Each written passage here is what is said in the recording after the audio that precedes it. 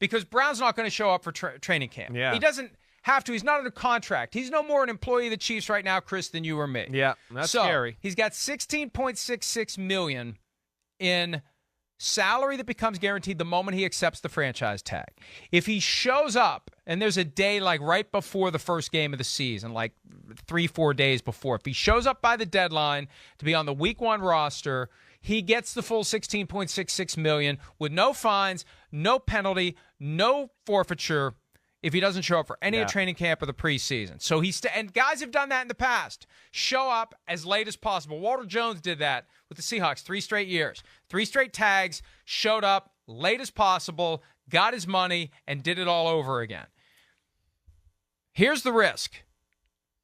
The risk is that if you don't show up, and let's say that Orlando Brown decides to hold out into the season, they always can, if they want to, rescind the tender. And then you're screwed.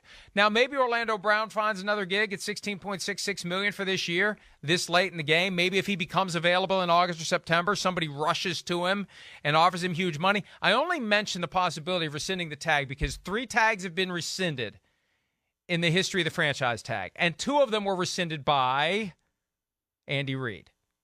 That's the only reason I mention it. He did it to Jeremiah Trotter in 2002. Oh, yeah, he did it to Corey Simon in 2005. 2 out of the 3 times it's ever been done, it was done by Andy Reid.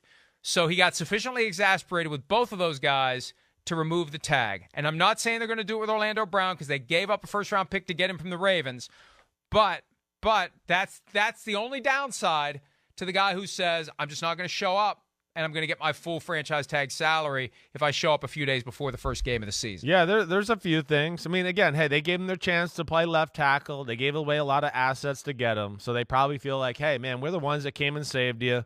You know, damn, you're really going to hold our feet over the fire like this. I understand Orlando Brown, too, to your point. Salary cap's going up. He's really damn good. He is in the conversation for one of the best tackles in football.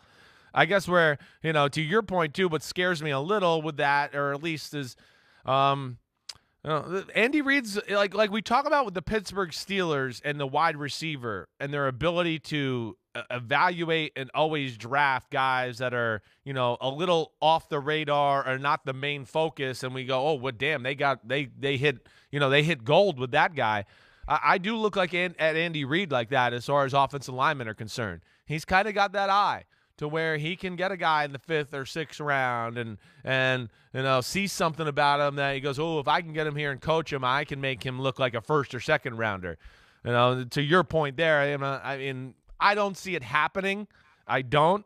But Andy Reid, I would think, is not going to sweat or stay up late at night because he's an expert in the offensive line. He really is.